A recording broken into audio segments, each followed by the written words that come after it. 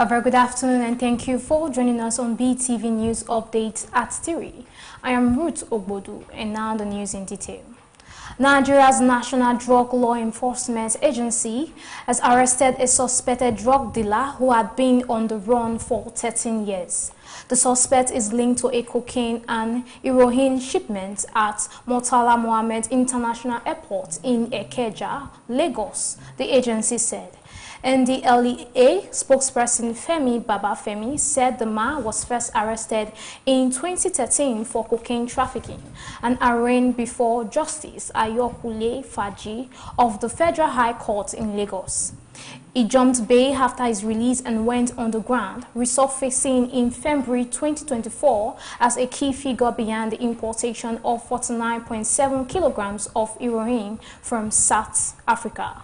Meanwhile, NDLEA operatives in Lagos also dismantled a clandestine laboratory in Isi-Ozi, Obiato, Umuaka, Ajaba local council of the state, recovering 18.4 kilograms of methamphetamine. The agency said the operation is part of ongoing efforts to curb drug trafficking across the states.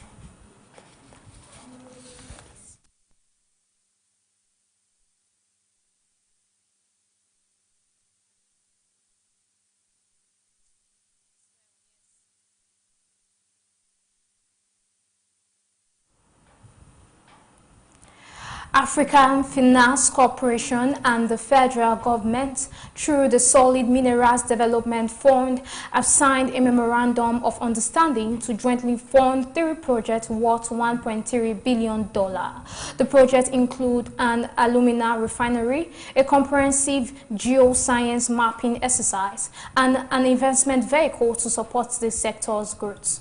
The alumina refinery is expected to produce 1 million tons of alumina using a modern bioprocess flow sheet with an on-site gas-fired cogeneration plant supplying steam and power. The facility is designed for 20 years of operation at 95% utilization, with total alumina output projected at 19 million tons over the project's lifespan.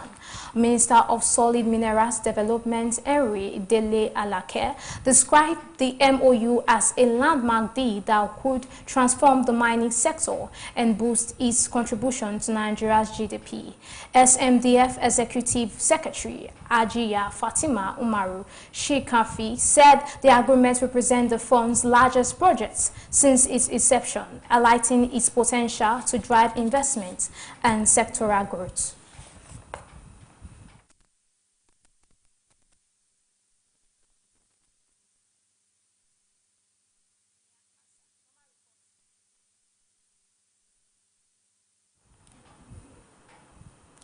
Recent by-election results in Rivers and Kaduna states, as well as the Federal Capital Territory, indicates that the African Democratic Congress poses no threat to President Bola Tinubu's re-election in 2027.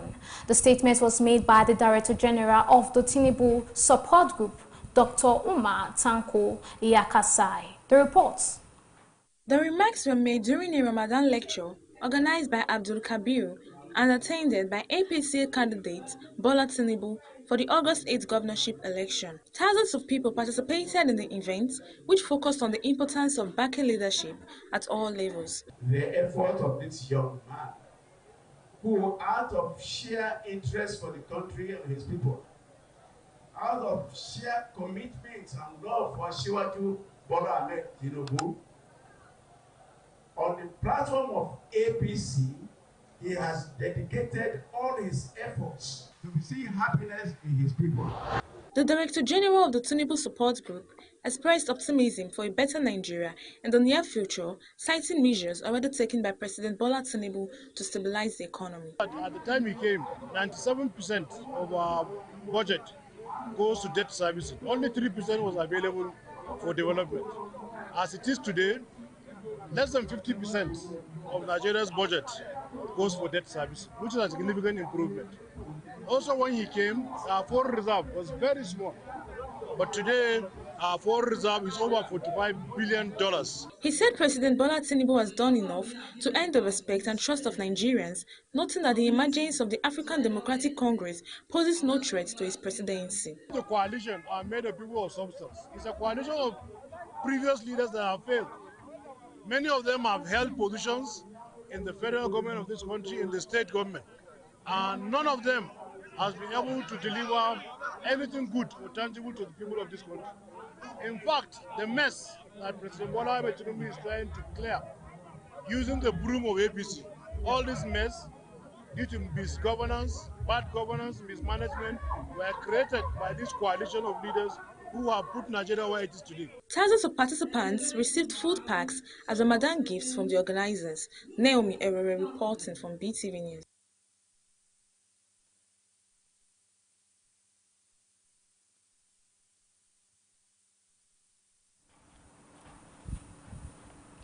Muyiwa Aina, Executive Director and CEO of the National Primary Healthcare Development Agency, has commissioned the remodeled Borno coastal in Maiduguri, reinforcing efforts to strengthen vaccine storage and distribution across the region. In 2025, the federal government distributed 1,653 solar-powered cold chain refrigerators nationwide, with additional units scheduled for deployment this year. According to NPHCDA, the equipment was allocated based on population distribution: 448 units to the northwest, 308 to the north central, 128 to the northeast, 205 to the southeast, 343 to the southwest, and 221 to the south-south region.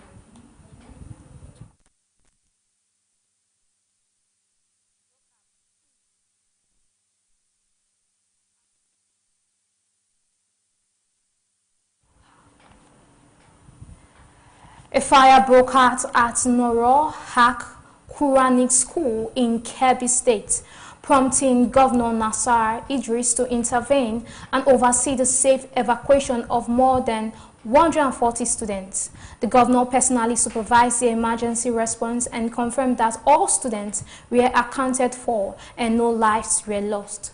Although the main school building remained intact, the blaze caused extensive damage to classrooms, desks, and reading materials in both the primary and secondary sections. Learning resources and other valuables were destroyed in the fire.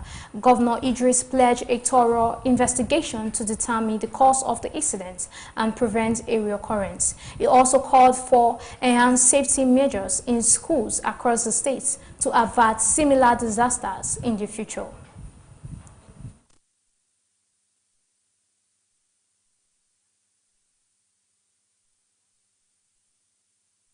Has over 140 students as of that time.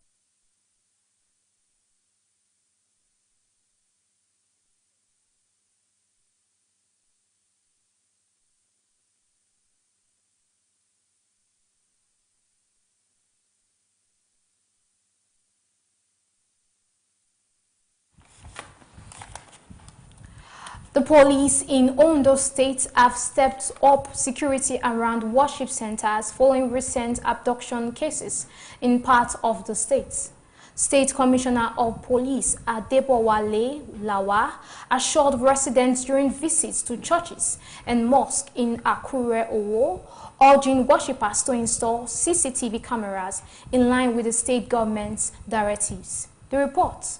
The renewed security measures comes after kidnappings at a selected church in the Uso area of Owo. Leading the security tour, Commissioner Adebowale Lawal visited the St. Andrew's Anglican Church as well as Ansaruddin Central Mosque and Celestial Church of Christ, among others. He also engaged religious leaders from various faiths, emphasizing compliance with safety measures, including the installation of surveillance cameras. Should going to monitor the activities around their area, and just like the executive order of the government, they should try and place fix CCTV in their various house of worship, so they're able to monitor what is happening around them, and in the event that they need assistance, they are in distress, they shouldn't stay to call us. The tour concluded at the National Prayer Center, where Commissioner Debowale Lawal urged worshippers to promptly report any suspicious activity within their communities. To ensure that the police officers posted there and security arrangement put in place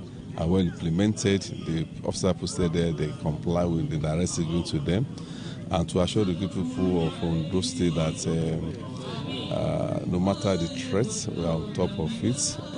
Everybody has the freedom of worship and right of worship as well. The Commissioner of Police visited the worship centers to ensure the safety of residents and promote security awareness among the public. Naomi Ewere reporting from Beetv News.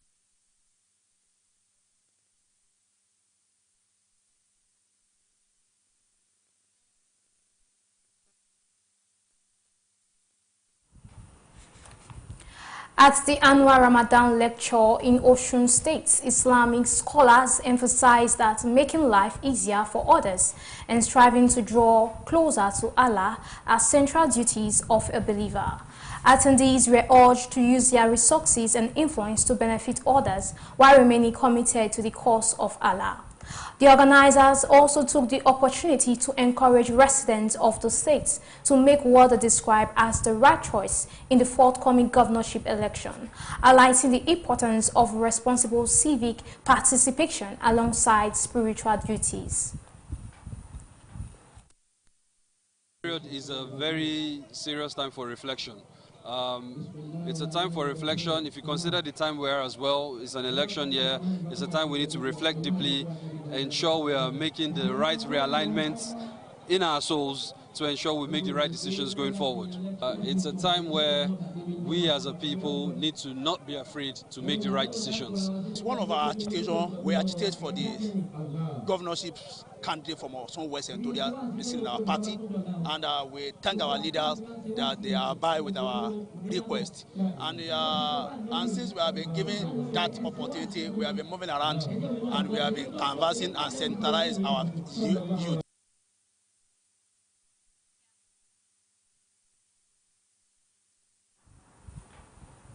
And now to the business news.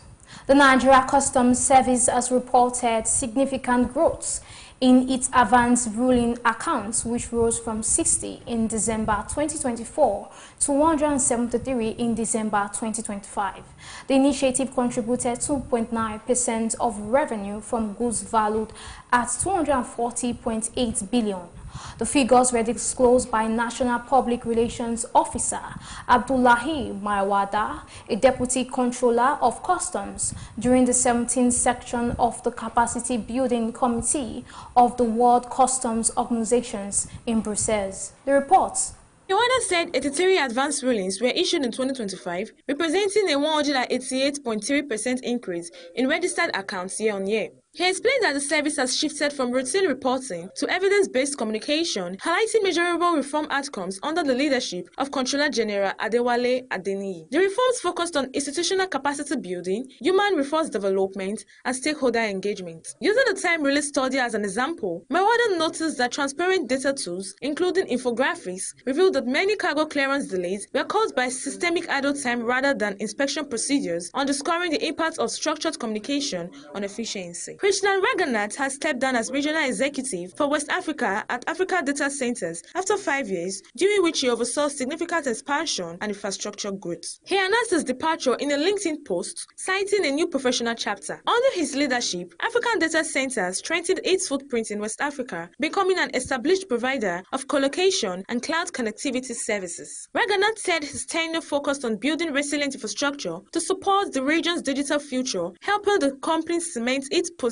in the fast-growing data center market. About 14.66% of Nigeria's 2025 crude oil output was allocated to servicing crude-backed loans, according to NNPC and the Nigeria Upstream Petroleum Regulatory Commission. 4 facilities, Project Gazelle, Project Yield, Project Leopard, and Eagle Export Funding, account for 213,000 barrels per day. The total volume committed over the year equals 77.75 million barrels, valued at around $5.16 billion or 8.36 trillion naira at the official exchange rate. These arrangements form a key part of NNPC's funding framework, marking a significant share of output for debt repayment before revenues reach government coffers. Naomi Ewere reporting from Beetv News.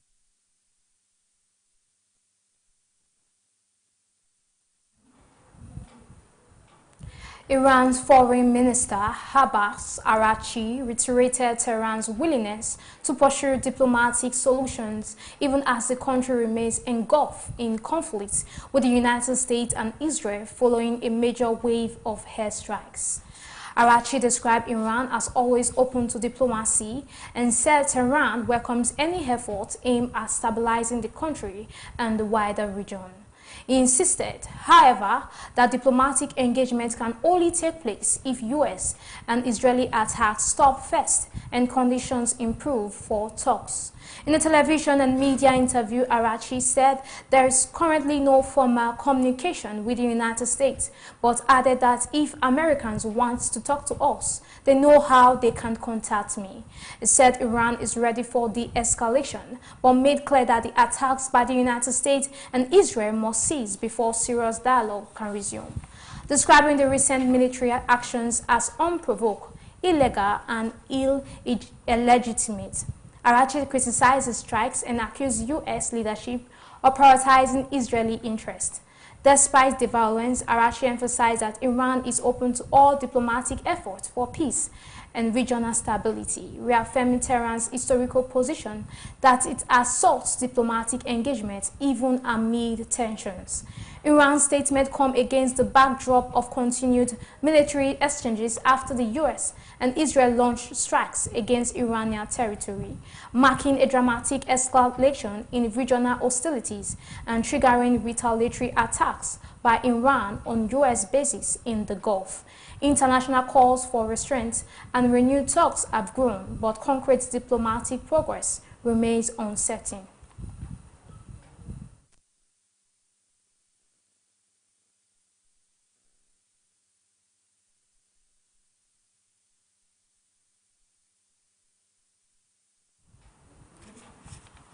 And now to the entertainment news.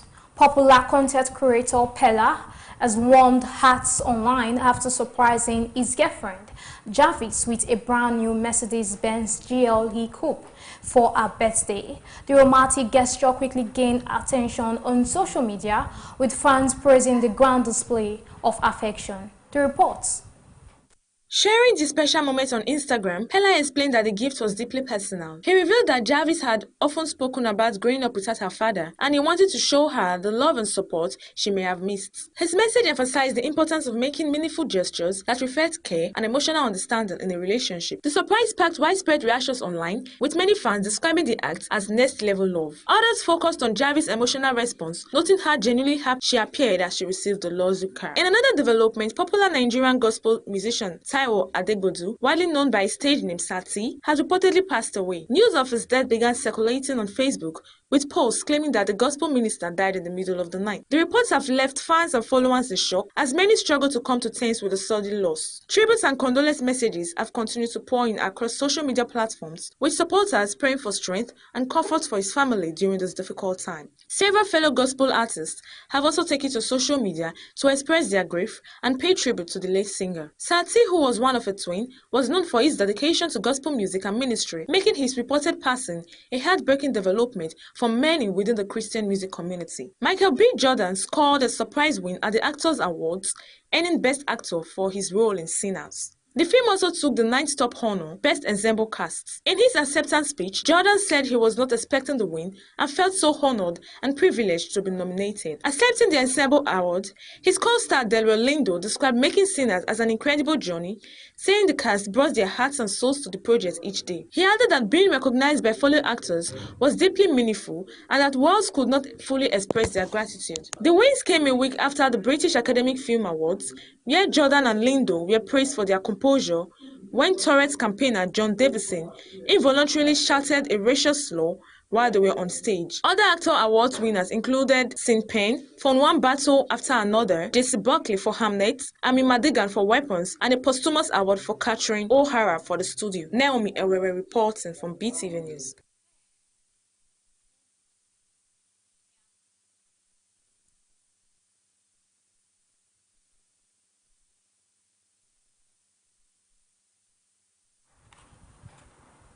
And now to sports.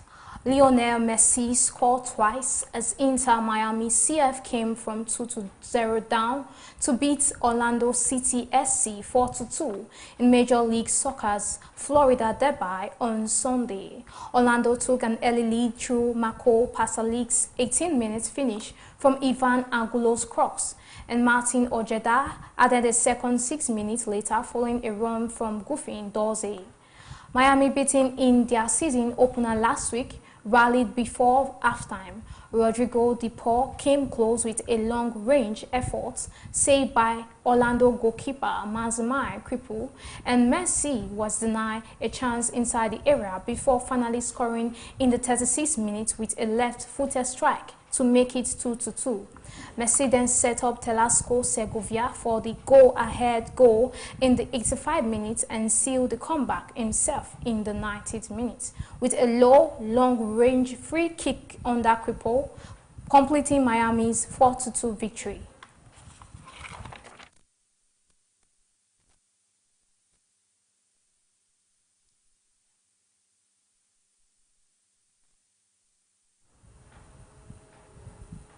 And that's the end of our news update. Thank you for joining. Up next is our major news at 6. I am Ruth Obodu. Bye for now.